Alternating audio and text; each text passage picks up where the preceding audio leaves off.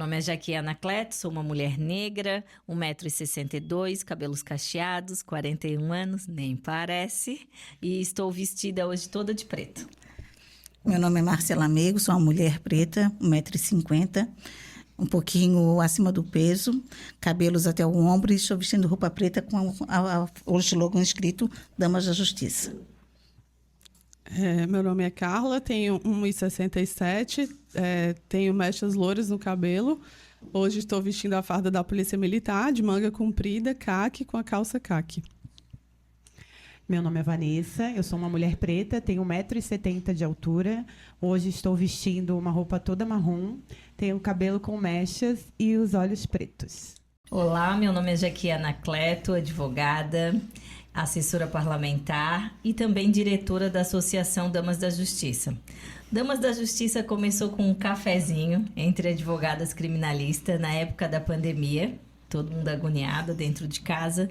E daquele café hoje surgiu uma associação com mais de 800 mulheres, onde a gente tenta unir empreendedorismo, ajudar pessoas que estão começando na advocacia e, por que não, restituir para a sociedade um pouquinho daquilo que a gente recebe todos os dias com a nossa profissão. Então, a gente tem no Damas da Justiça também esse projeto que cuida de quem cuida, com o nome da Mônica Vaz. E para falar um pouquinho desse projeto, eu vou passar a palavra para a doutora Marcela Mego. Obrigada, doutora Jaque. Boa tarde a todos e a todas. Meu nome é Marcela Mego Vaz, sou advogada, mãe da Mônica Vaz, nossa voz, né? A Mônica foi uma advogada militante na área da violência doméstica e também na área da família para mães solo. A Mônica, apesar de ser uma advogada e militar nessa área, infelizmente também foi vítima de violência doméstica. O projeto nasceu de uma conversa, como disse a doutora Jaque, do projeto do Damas da Justiça, de quem cuida, para manter o legado da Mônica. E aonde que esse programa traz o Mônica Vaz, nossa voz, para que a gente não apague a memória da Mônica e possa, de fato, através do Damas da Justiça, ajudar muitas e muitas mulheres, e não só mulheres, né? Crianças e famílias. Eu agradeço já de antemão a participação aqui das nossas convidadas, a capitã Carla, a doutora Vanessa, e devolvo a palavra para a doutora Jaque. Só fazendo um porém, eu lembro que quando aconteceu, né, quando a Mônica veio a óbito, eu e a Yara, a gente conversou e pensou assim, poxa, a Mônica vinha sempre nos nossos encontros, será que não faltou um abraço, será que não faltou uma palavra, né, para que ela pudesse atravessar aquele momento de maneira mais leve. Então, que bom que hoje a gente tem esse projeto para tentar alcançar outras mulheres. E agora vou passar a palavra para a doutora Vanessa, para ela se apresentar, certo? E depois a gente entrar no tema que é Garantia de Direito e Prevenção, unindo a advocacia à Rede Catarina. Boa tarde a todos, todas, né? Então, meu nome é Vanessa da Silva Rosa, eu sou advogada. Eu atuo principalmente nas áreas de direito de família e de direito à saúde. Ao longo da minha atuação profissional, eu percebi que muitos processos nunca se iniciam com processos. Eles se iniciam com medo, com falta de dizer, falta de acolhimento. E aí vem bem para o tema de quem cuida de quem cuida, né? E muitas vezes as pessoas que cuidam não sabem ser cuidadas, porque não aprenderam, porque não estão acostumadas e muitas vezes porque acham que não merecem, né? Esse é o principal ponto. A mulher, ela chega no escritório querendo regularizar uma guarda, pedir alimentos, mas depois tu conversa e tu chega à conclusão de que tem muita violência que resultou em muito medo. Muito bom. Então, hoje a gente agradece aqui, né, a presença da doutora Vanessa e também da capitã Carla, né, que hoje vai representar aqui um pouquinho do que é o projeto Rede Catarina. Eu entendo muito importante a gente falar, né, quais seriam essa violência que mais chegam para a Rede Catarina e qual o apoio que vocês mais dão para essas mulheres, porque eu acredito que deve ser muito importante para essas mulheres, quando chegam à PM, ver uma mulher para atendê-las, né? Então, pode se apresentar, capitã Carla, e falar um pouquinho, né, da experiência da senhora com a Rede Catarina. Tá bom, então, boa tarde às colegas. Eu sou a Carla Medeiros, sou capitão da Polícia Militar. Hoje sou coordenadora estadual do programa Rede Catarina, que é um programa institucional da Polícia Militar que nasceu lá em 2017, exatamente visando colocar a Polícia Militar para ter um vínculo com aquela vítima de violência, que antigamente era o quê? A Polícia Militar atendia a ocorrência via 190, não conseguia prestar mais nenhum tipo de auxílio para aquela vítima. Acabava ali na ocorrência, no fato específico, e não se criava um vínculo para entender, de fato, para evitar uma revitimização, enfim. Então, em 2017 foi criada a Rede Catarina. Hoje a gente trabalha principalmente na fiscalização das medidas protetivas de urgência, fazendo visitas preventivas para as vítimas. Então, a visita ela é o momento em que a policial vai criar vínculo com a mulher, para entender de fato o que ela precisa, né? Então, por isso que aqui é importante ter vários órgãos, aquela rede toda de proteção, porque a mulher, ela raramente vai precisar só da parte policial. Assim, não conheço nenhum que só precisa disso. Então, ela precisa de toda uma rede de suporte para que ela não volte para aquela situação. E a Rede Catarina está ali para conseguir fazer esses encaminhamentos nesse sentido, né? Dela se sentir realmente acolhida e não voltar para a situação de violência. Muito bom, que a fala da capitã Carla complementou o que a doutora Vanessa falou aqui pra gente hoje, né? Que essa mulher, ela não sabe ser cuidada. Então, a Rede Catarina vem oferecer esse cuidado para que a gente não chegue à ponta do iceberg ali, que é esse número alto de feminicídios que a gente está tendo, principalmente nesse ano, na metade do ano. Eu acho importante a gente trazer aqui, doutora Márcia, puder trazer e responder para a gente, quais são as formas de violência? Porque tem muitas mulheres que acreditam que a violência é só violência física, e a gente sabe que ela começa antes. Então, falar um pouquinho dos 5 tipos de violência doméstica que a gente tem hoje, né? Que as mulheres passam. Bem, doutoras, a violência psicológica, né? Eu acho que a violência, ela começa, na verdade, pela violência psicológica. Uhum. Então, nós temos a violência psicológica, nós temos a violência patrimonial, aquele namorado, aquele marido que tenta ajudar a controlar, a cuidar das contas daquela vítima, né? Que ela acha que é cuidado, e, na verdade, é uma violência patrimonial que ela está passando. A violência física, né? Então, a violência... A psicológica, a moral, a física, a sexual. E me faltou a quinta agora, a doutora Vanessa. A patrimonial, a patrimonial, né? Então, são vários os tipos de violência que as mulheres são submetidas. E agora eu trago aqui para o caso, aqui para o nosso podcast, né? A Mônica, só, pelo que eu saiba, ela só não foi vítima de violência sexual. O restante ela foi, né?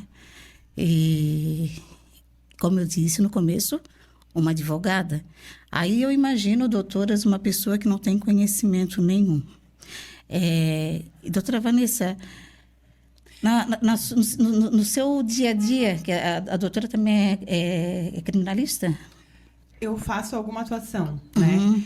Então, qual é a questão? A lei, a Maria da Penha, ela prevê a proteção para esses 5 tipos de violência, né?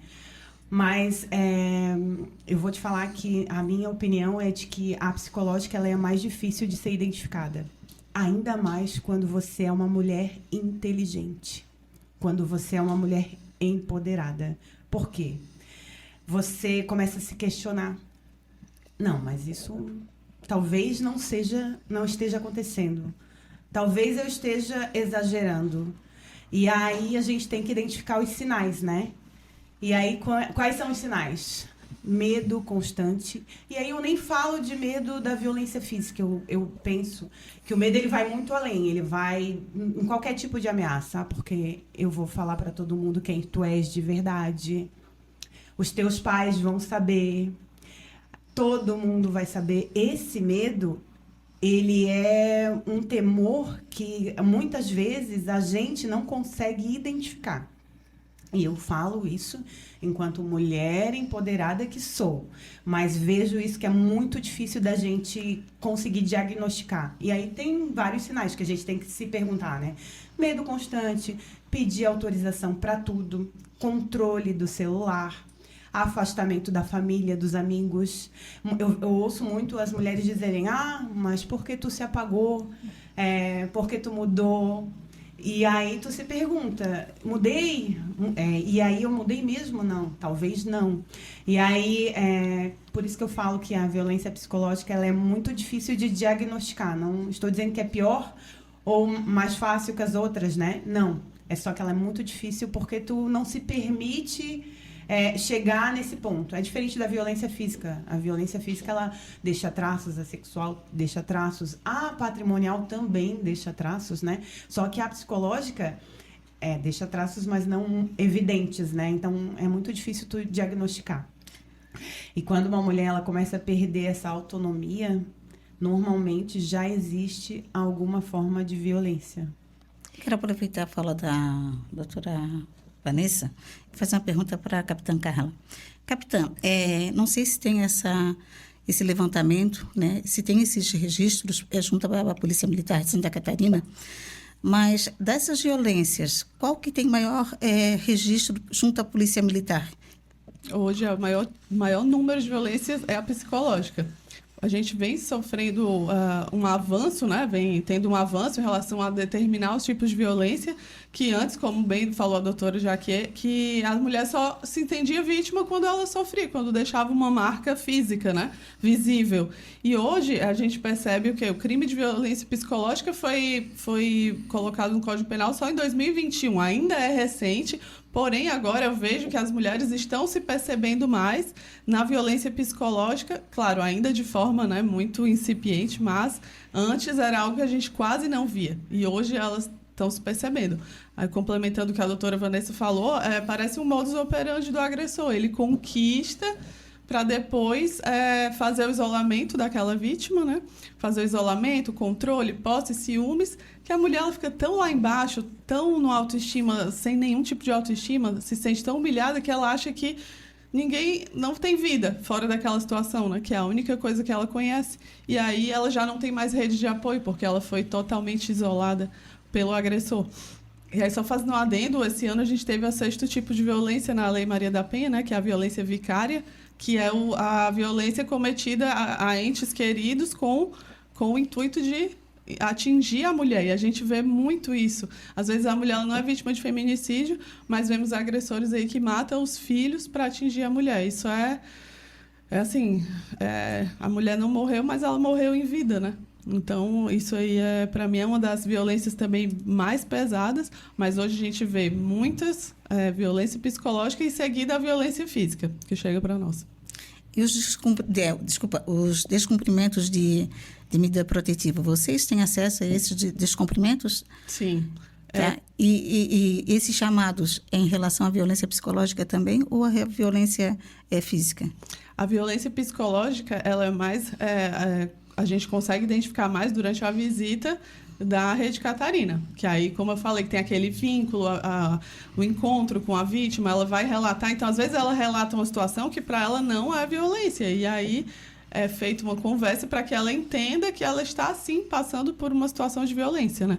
E aí, quando ela narra também um descumprimento, hoje, algo bom que nós temos é um acesso direto no EPROC, né? A Rede Catarina pode peticionar diretamente no processo um relatório narrando os descumprimentos e aí o juiz pode tomar medidas mais severas, né? Um monitoramento eletrônico, até a própria prisão. Então, tem muita prisão preventiva decretada com base nos relatórios da Rede Catarina sobre os descumprimentos. A gente entra muito no tópico, né? Por que as mulheres, algumas não denunciam, né? Por que é difícil chegar à denúncia, né?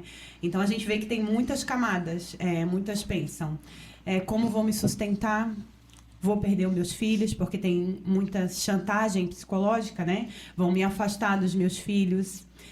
Eu casei para ter uma família, acredito ainda que essa família consiste, né?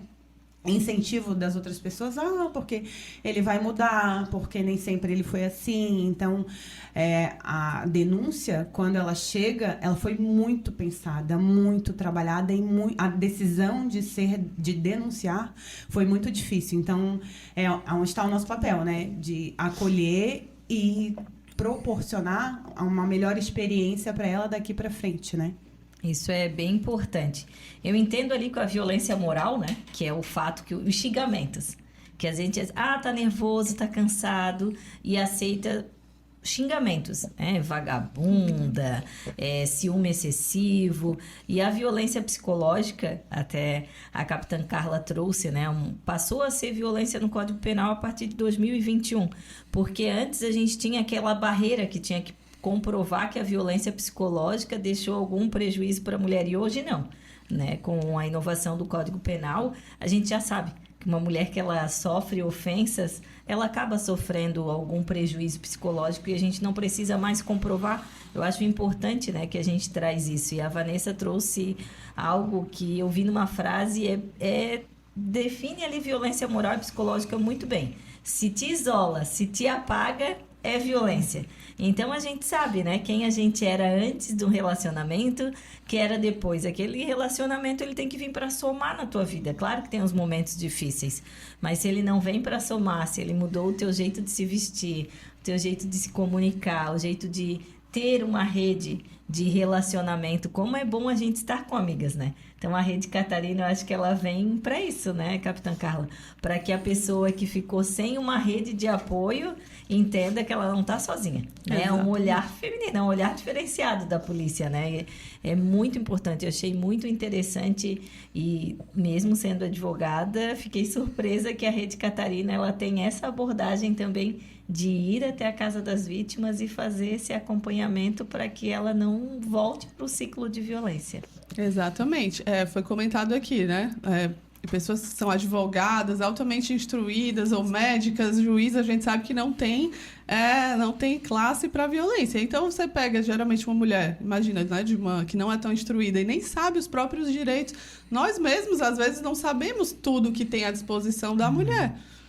Aquela rede na assistência social, na jurídico, assistência judiciária gratuita, enfim, existem tantos meios ali da mulher ser apoiada para sair da situação e ela não sabe. Então, até quando ela denuncia e vai, então realmente tem todo um apoio para mim aqui, eu posso, né, ser mais forte. A Rede Catarina entra também para fazer valer isso, né? Então, a medida protetiva é um instrumento maravilhoso, mas ela precisa de efetividade. Então, a gente tenta entrar ali para dar efetividade, para que a mulher que pensou muitas vezes antes de denunciar saiba que fez o certo, porque muitas não denunciam, né? Nosso maior desafio hoje é o silêncio da mulher, digamos assim, não denunciam por esse medo também, né? De, eu vou ter uma medida, ele vai ficar com mais raiva e vai cumprir todas as promessas que ele fez que ia me matar.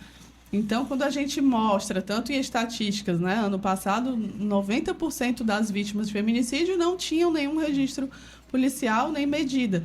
Quando a gente mostra que uma vez que ela entra num sistema de proteção, as chances dela de ter realmente, né, todos os serviços para que ela não volte, porque senão para ela vai voltar para o que é conhecido. O que é ruim, mas é conhecido. Pelo menos meus filhos têm um sustento, eu tenho onde morar, eu tenho um trabalho aqui perto, então ela acaba sendo mais fácil voltar, né?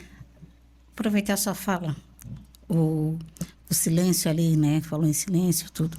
Botão do Pânico. O Botão do Pânico, ele é fornecido por onde? Pela Rede Catarinas, para quem não sabe, para quem está nos ouvindo. Isso, perfeito. O Botão do Pânico, então, é uma ferramenta, digamos que é a cereja do bolo da Rede Catarina. Quando a mulher tem a medida e ela é atendida pela Rede Catarina, nessa primeira visita é feita a instalação para ela do aplicativo, caso ela não tenha. Então, é um aplicativo da Polícia Militar que está disponível para qualquer pessoa baixar, que é PMSC Cidadão. Lá existem diversas funcionalidades.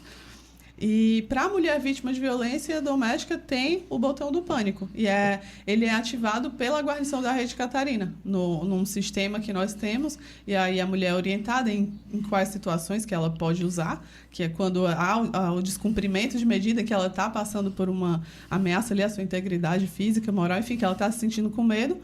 E daí, quando ela aperta, com um simples toque na tela, a guarnição policial mais próxima ela é acionada de forma prioritária, por conta da geolocalização do celular.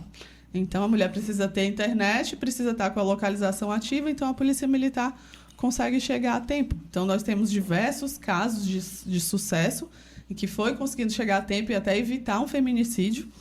E, claro, às vezes quando não consegue, mas pelo menos a Polícia Militar chega, faz o boletim do descumprimento, é informado ao judiciário de forma célere, e aí consegue-se também ter as outras medidas. Mas o botão do pânico, ele é um excelente auxílio para a mulher vítima, ela se sente mais segura.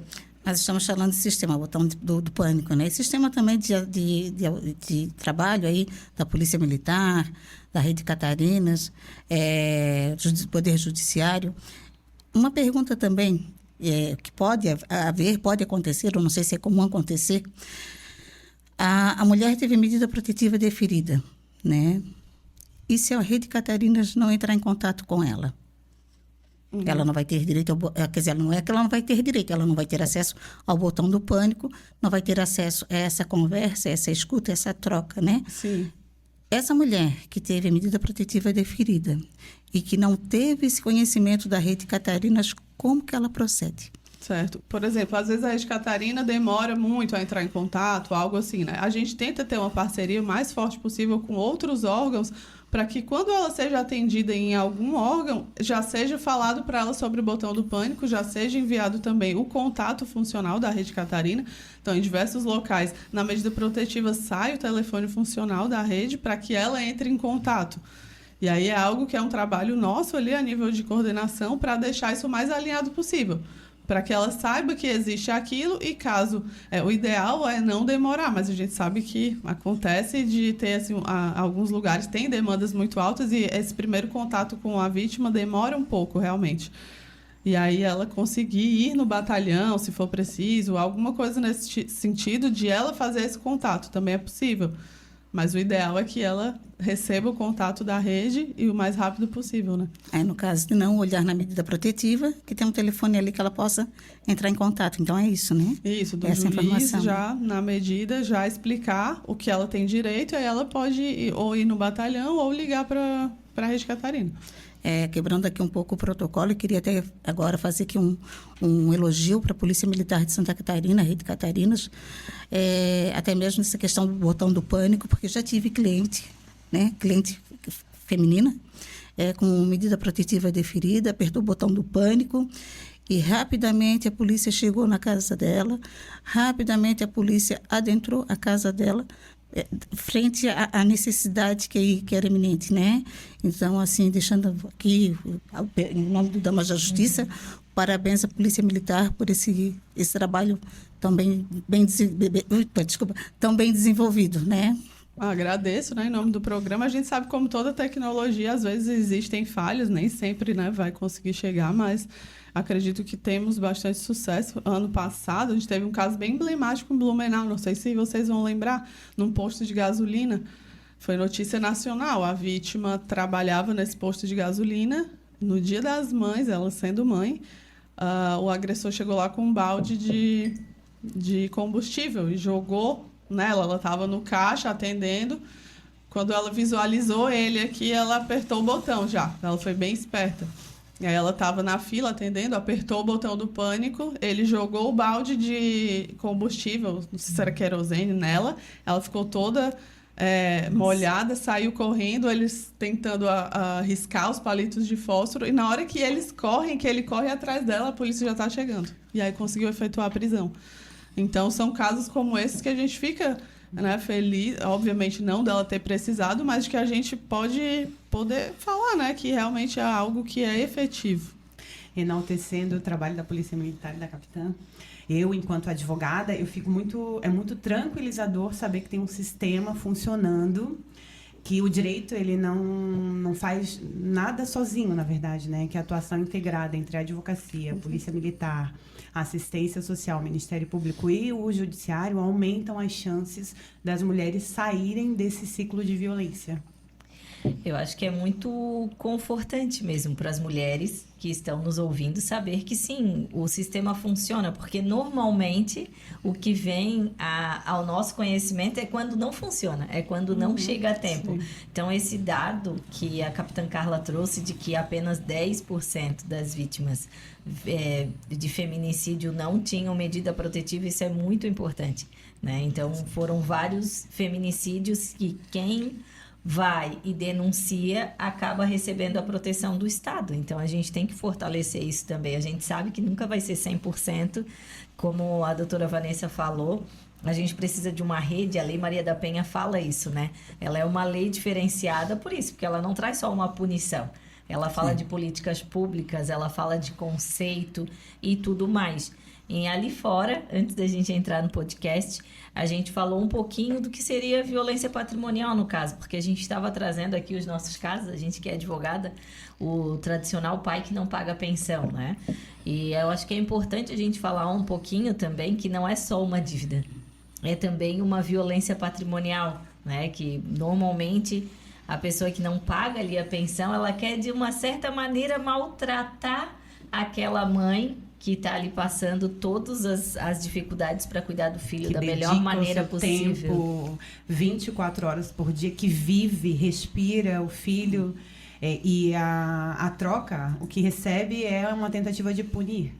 Exatamente como a Jaque falou. Isso mesmo, então a gente deixar claro que isso também é uma violência patrimonial. A violência patrimonial, ela tem um nome tão complicado, eu acho, para quem não é do direito, né? Porque patrimônio parece que a pessoa tem ali, tá falando de algo grande. Não, mas a falta de pagamento daquela pensão, que normalmente já tem um valor muito abaixo do que a criança precisa. Quando não há o pagamento, há um crime também. E ali fora, a doutora Márcia fez uma pergunta que vale a pena a gente compartilhar aqui para a Capitã Carla também.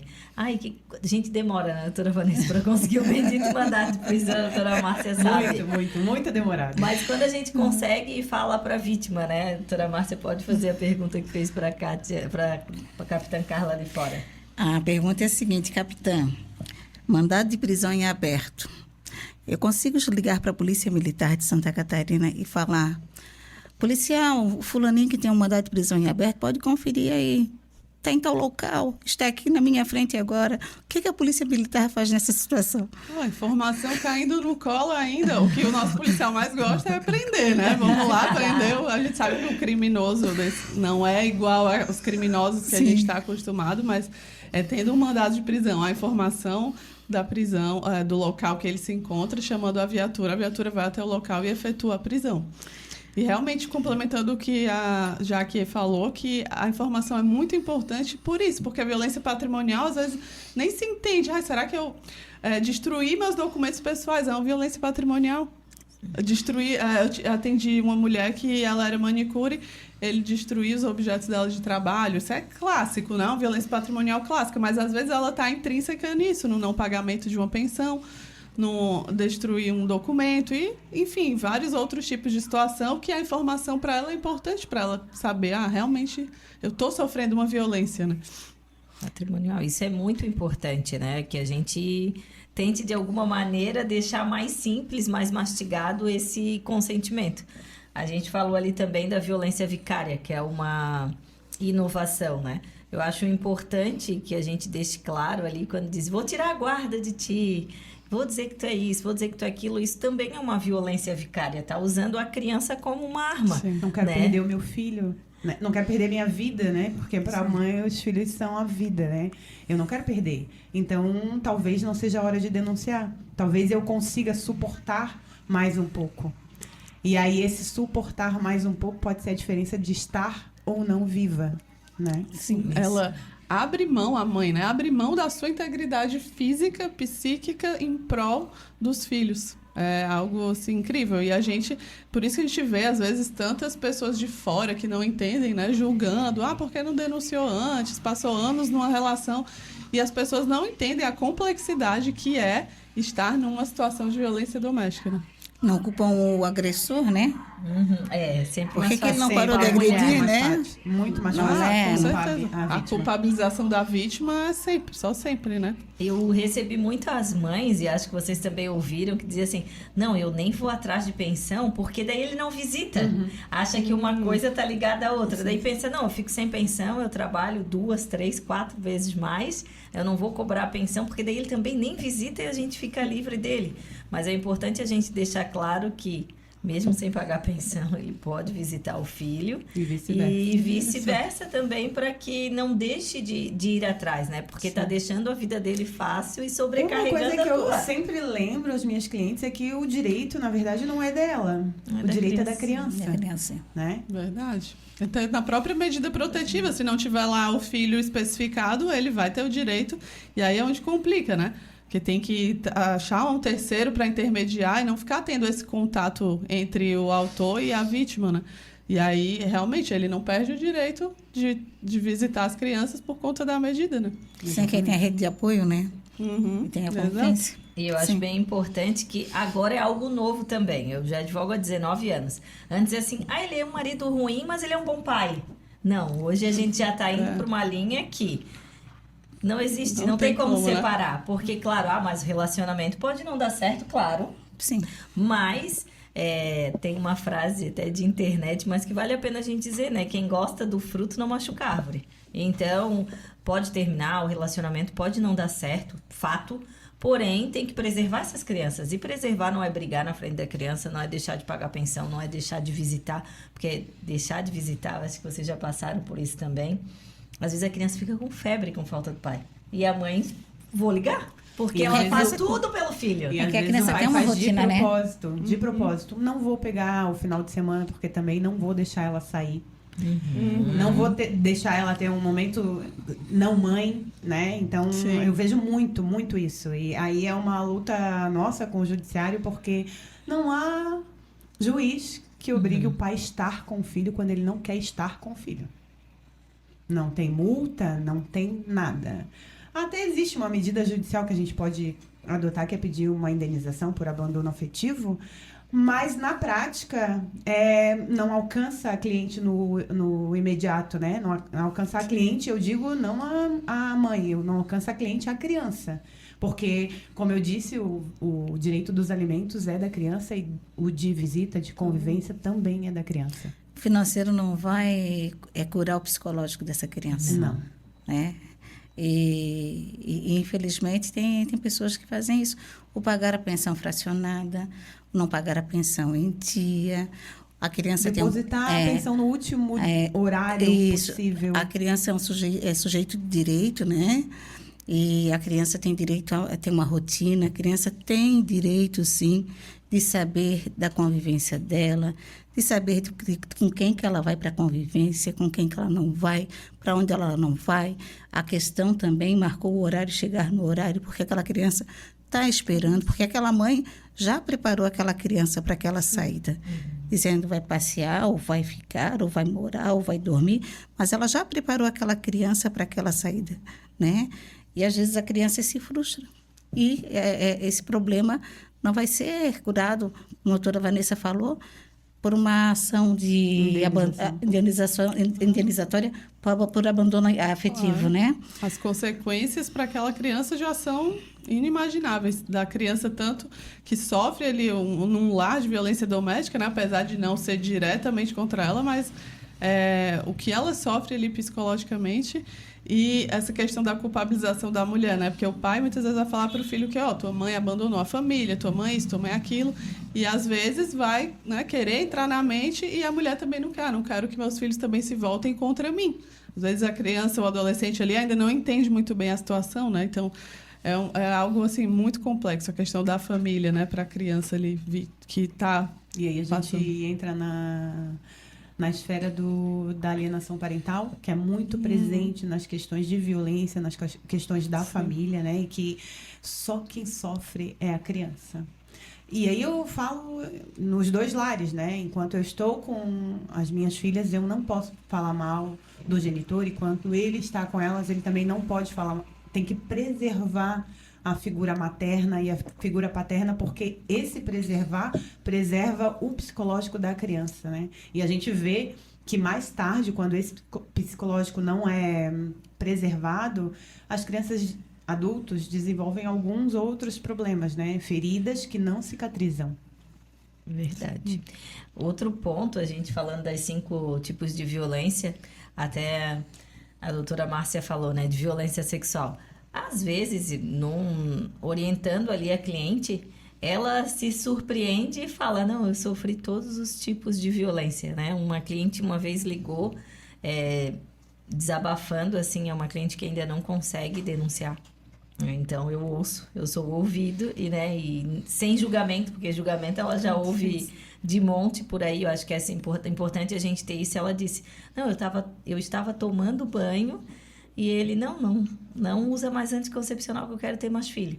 Então, assim, é uma violência sexual também. Às vezes a gente ainda tem um conceito errado, um conceito antigo, que eu vejo que ele está até reatando, né? Que a gente vê uns discursos por aí até de retomar isso, né? Que é meio que uma obrigação da mulher ter esse momento de intimidade a qualquer custo, senão ela está falhando como esposa, está falhando como mulher.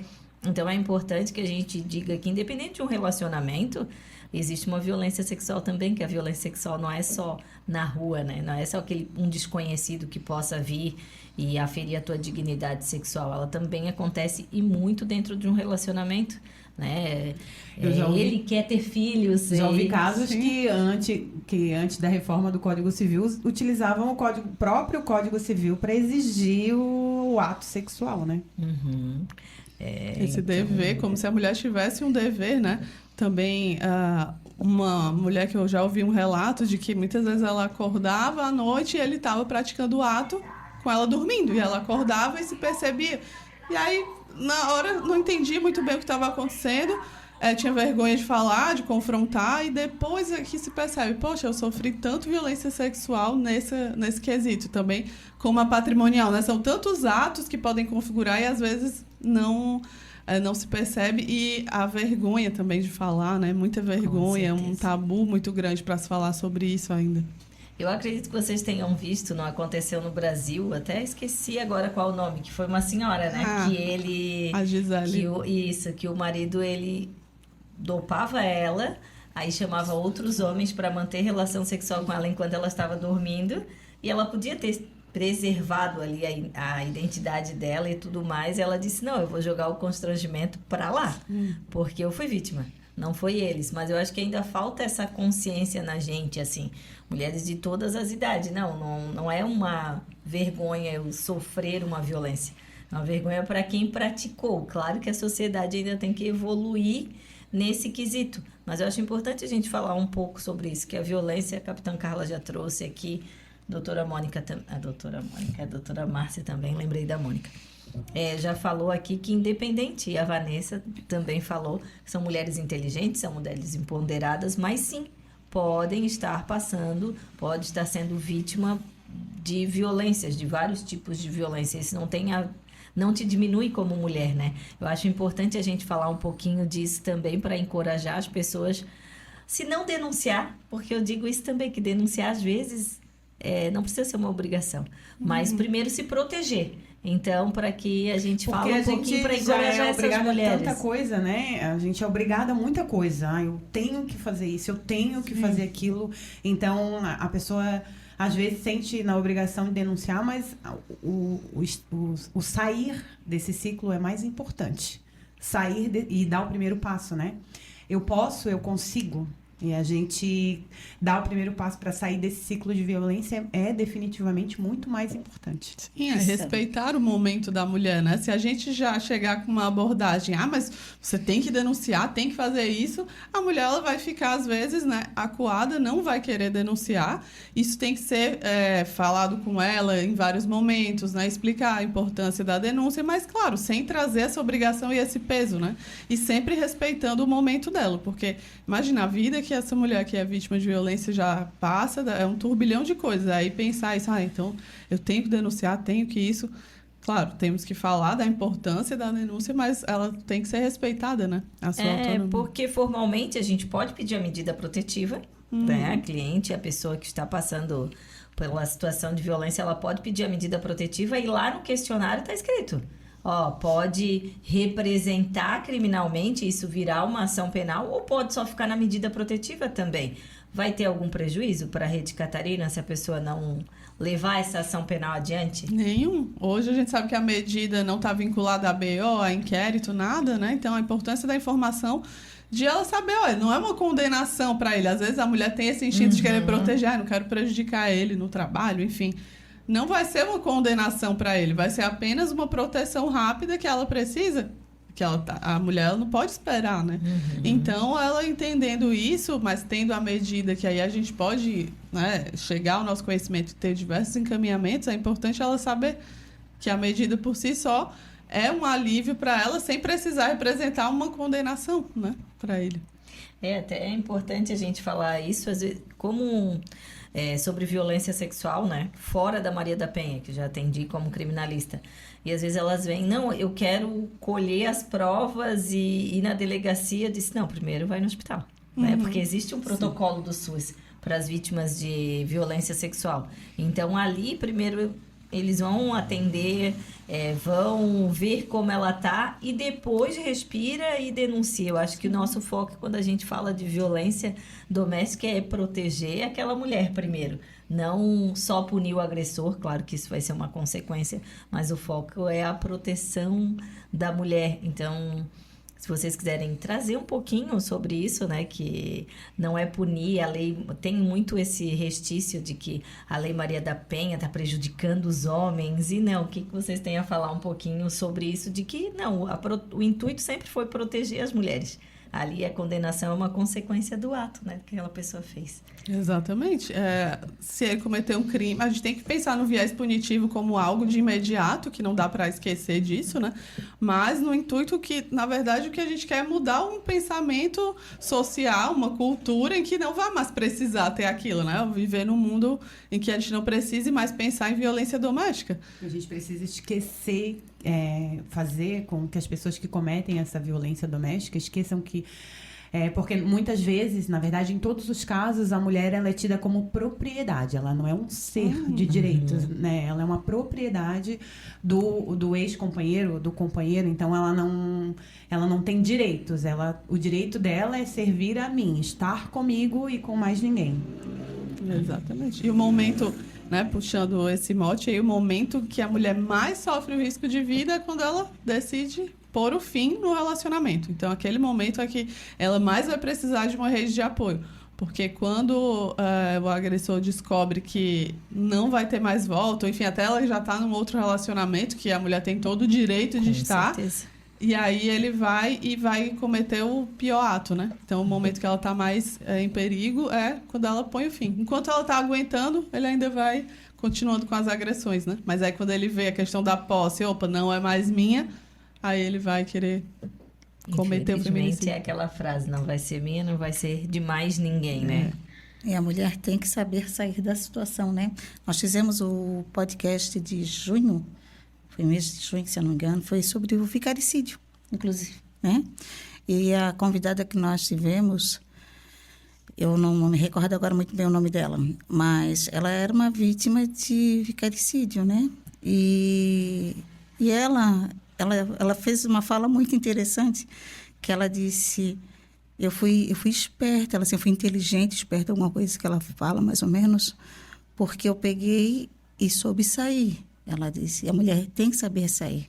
Sim. Né? E aí vem o caso da moça do shopping, né? Que me parece que ela tinha feito atendimento com a psicóloga. A psicóloga, lógico, orientou, incentivou para que ela saísse daquele ciclo ali, né? E me parece, segundo informações, tudo, porque eu não tenho conhecimento do processo, nada, mas tudo o que a gente vê em rede social, em conversas, né? Me parece que ela chegou em casa e resolveu retirar as coisas do namorado, companheiro, e ele fez o que fez com ela com extintor de incêndio. Eu acho que foi aqui na Palhoça, foi isso? Eu acho que foi no distrito de Palhoça. O do extintor foi São José. Ah, São José. Isso, né? Então, assim, ela coitada, lógico, ela fez o certo, só que sim, talvez da maneira errada, né? Aí, falando da nossa convidada aqui, ela não soube fazer a forma de sair mais correta para ela. Lógico que ela não poderia nem imaginar uma coisa dessas, né? Sim, a gente tenta ensinar as mulheres a identificar o relacionamento abusivo antes de evoluir, mas é mais uma vez a gente colocando a responsabilidade na mulher. Você que tinha que ter saído, né? Você também é algo para a gente refletir enquanto os homens estão aí, a gente teria que ensinar eles a não fazer aquilo, a gente, mais uma vez, fica, a mulher tem que saber sair. E por isso que, às vezes, a gente divulga tantos meios de denúncia, a mulher pode fazer um BO online. E funciona, né? E o que a gente está fazendo também para os homens aprenderem, digamos assim, né? Parece o óbvio, mas parece que tem que ser dito, porque eles não se veem como agressores, né? Eu acho muito importante, eu estava pensando nisso também, né? O que a gente pode fazer? Pensei na base, né? Educar os nossos meninos, até porque a gente tem visto na internet um aumento de como os meninos não devem se comportar, né? Praticamente isso. Então, a gente vê conteúdos, enfim, bastante pesados de... Aquele videozinho, né? Que viralizou. O que fazer quando você pedia uma namorada, um compromisso, e ela dizer não, e ao mesmo tempo ele dava... Era uma violência, um chute, um soco, enfim, um pontapé. Então, e esse vídeo viralizou. E foi horrível, né? A gente pensar que a gente está falando quem consome TikTok, talvez seja aí um público adolescente, sendo ensinado e normalizando um ato de violência diante de um momento que deveria ser romântico. Então, eu acho bem importante isso, a OAB e até o Damas também. A gente tem ali um projeto de ir na escola e conversar com essas crianças, conversar com esses adolescentes sobre isso, sobre como tratar mulheres, como tratar meninas. A gente tem uma colega no Damas que ela trouxe um dado muito importante, que a menina, aos 4 anos, ela já tem uma autoestima mais baixa do que o menino de 4 anos. Ela já se expõe menos. Então, como é importante a gente trabalhar a mente, o convívio social das meninas e dos meninos, porque a gente está tratando errado. Como é que uma criança de 4 anos, o homem, menininho, ele tem uma autoestima melhor do que a menina de 4 anos. A gente está falando de uma idade muito tênue, assim, né? Agora, o que vocês entendem de sugestão para a gente educar esses meninos e meninas? Tô me falando disso, eu vou até falar eu estava numa caminhada há uns meses atrás, uns 2, 3 meses atrás, e eu estava caminhando no horário que dá, né? E aí era a saída de escola. Então tinha 2 crianças na minha frente, um pouco mais à frente. E era um menino e uma menina. E o menino claramente empurrava ela com socos assim, tipo, violento, né? Brincadeira de menino. E aí eu pensei, meu Deus, sou obrigada a falar alguma coisa. Eu falei, sabias que não se trata uma mulher assim? Só trata uma mulher com amor e carinho. E olhei pra ela e falei, você não pode aceitar esse tipo de tratamento. Você tem que dizer não. E fui para 2 crianças, falei, porque o ciclo de violência, ele se reproduz e ele vai aumentando e aumentando e aumentando cada vez mais. Eu tenho 2 filhas e eu tenho um sobrinho que tem a idade da minha filha mais nova, o meu preto, que eu vivo falando para ele, né? E eu vivo falando para ele, mulher, tu trata assim, com carinho e amor, né? Ele é apaixonante, mas a gente ensina. E as minhas 2 filhas, eu sempre ensino, nunca aceita nenhum tipo de violência. Tem que saber identificar, assim como o racismo, porque elas nasceram pretas. A primeira coisa que qualquer pessoa vai ver quando olhar para elas é que elas são mulheres pretas. Então, o racismo vai estar presente na vida delas. Então, é uma coisa que a gente conversa muito em casa, que elas precisam saber conviver com isso, mas não aceitar os limites que os preconceitos, tanto a misoginia quanto o racismo, tentam limitar os movimentos e os passos delas, né? Eu acho muito importante. Tem os dados da polícia em relação às vítimas de mulheres negras em relação à violência doméstica? Vocês fazem essa leitura racial? No boletim de ocorrência, na hora quando vai atender, tem lá para colocar a raça, né, da vítima, autor, e isso vai para os dados, né? Mas agora eu não trouxe aqui exatamente, mas é feito esse estudo sempre, né? Temos o Observatório da Mulher, que lançam os dados ali sempre Eu participei do observatório. Na verdade, foi um pleito lá do observatório, que estivesse, Isso, exato. E é uma coisa que agora tem no EPROC, né? Quando tu vai cadastrar o teu cliente, tu cadastra a etnia, porque o que eu costumava falar no observatório? A gente sabe que o Estado é racista, Só que, se a gente não consegue dados para contrapor quem são as mulheres que mais sofrem, quem são as pessoas que mais sofrem com o judiciário, como é que a gente vai conseguir provar que o Estado é racista, né? No EPROC é um avanço, na minha opinião, importantíssimo, né? E sempre quando eu cadastro um cliente novo, que eu coloco a etnia dele, eu me sinto vitoriosa, porque a gente precisa de dados, né? Os dados, eles servem para a gente conseguir políticas públicas que fazem as pessoas viverem melhor. Impacta diretamente na vida de cada um todos os dias. E aí a gente acha que às vezes é pequeno ou incluir um flagzinho ali, não é? É muito importante. Sim. E às vezes faz a diferença no tu viver, não viver, conseguir uma colocação profissional, não conseguir, faz muita diferença. E aí, se tu conseguiu impactar na vida de uma pessoa, já fez toda a diferença, né? Aproveitando o gancho, Fale. que estamos nos aproximando do dia 25 de julho, que é o Dia da Mulher Preta, Latino-Americana e Caribenha, uma homenagem a Teresa de Benguela. Eu gosto desse gancho de falar que as mulheres pretas, né, historicamente, matematicamente, elas sofrem mais violência que as mulheres brancas. Elas são privadas de oportunidades, elas são as que menor recebem salários, né? Elas são a base da sociedade, e a sociedade racista quer que elas se mantenham lá, né? Que nós nos mantenhamos lá. Só que é uma luta histórica e que a gente precisa da visão, falar, discutir, porque sempre quando a gente traz esse assunto e tem alguma menina preta aí me escutando, pensa, será que eu vou conseguir? Vai. Consegue. Eu consegui. Hoje eu tenho a profissão que eu sempre sonhei, eu trabalho com o que eu quero, eu sou muito feliz na minha profissão, então, luta, batalha, não deixa o sistema te limitar.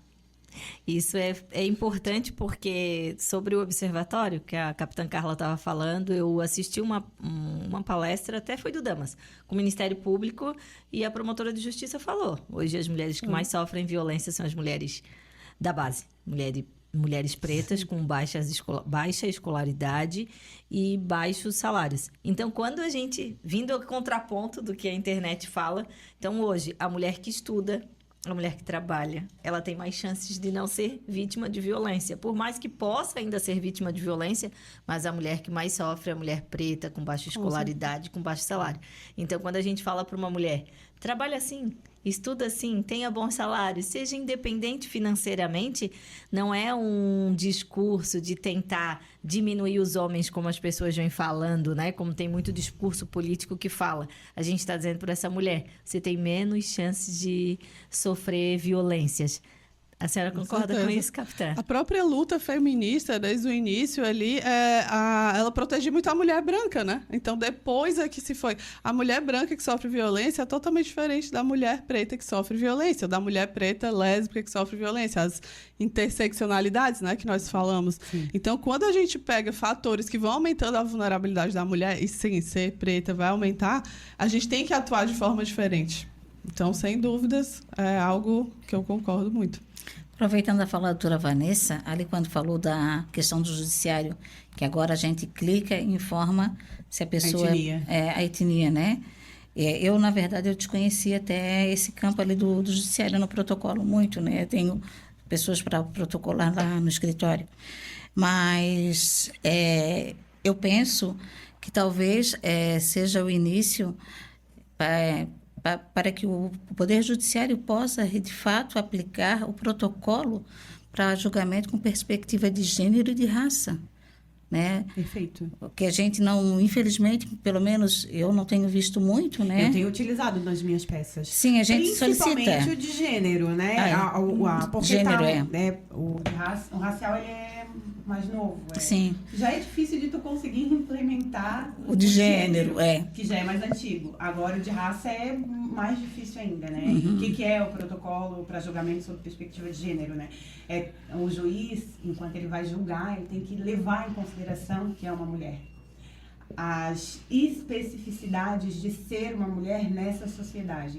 E é necessário para ter uma decisão mais justa, né? Sim, mas eu também tenho utilizado o de gênero, mas eu ainda não, pelo menos, né, não tive em algum processo a aplicação.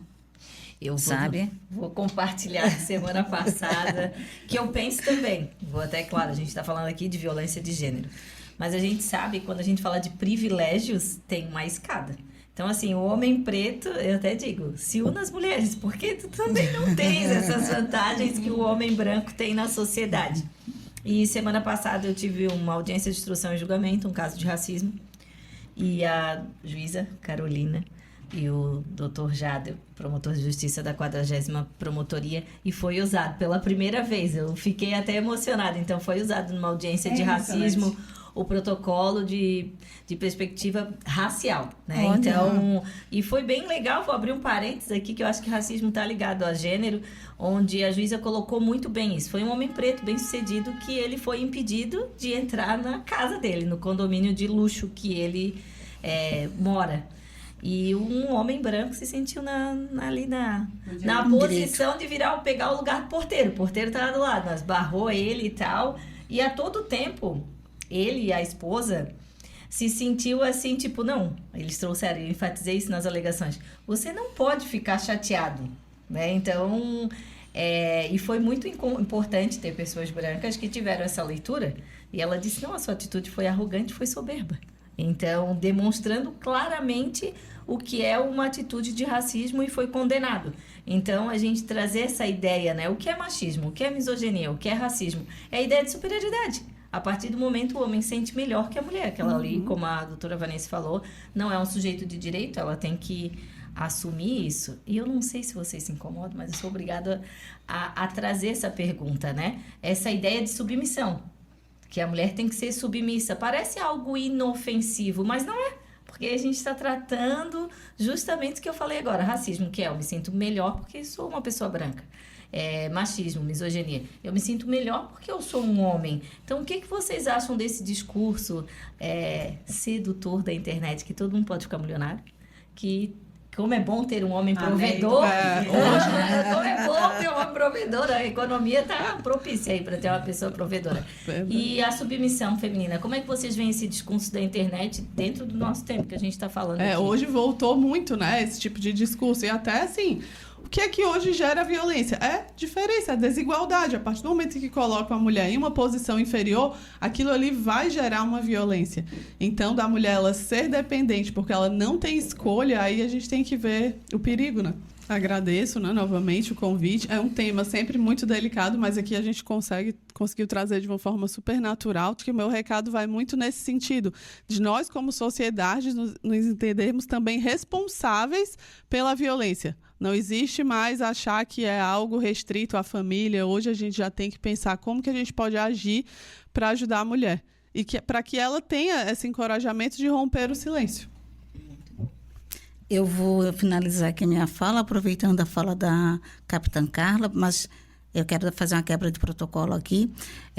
Parabenizar a doutora Vanessa e a doutora Jaqui por ter trazido aqui na nossa conversa a questão racial, até mesmo porque ontem completou 16 anos do Estatuto da Igualdade Racial, né? Dia 20, né? E nós estamos agora no mês de julho também, que se comemora o mês das mulheres pretas, latino-americanas e caribenhas, né? Muito obrigada a todas. Então, muito obrigada mais uma vez às nossas convidadas, doutora Vanessa e a capitã Carla. Obrigada, doutora Márcia, por dividir esse momento comigo. E quero agradecer também a todo mundo que está aqui presente com a gente nesse bate-papo esclarecedor. Agradeço e espero ter contribuído de alguma forma.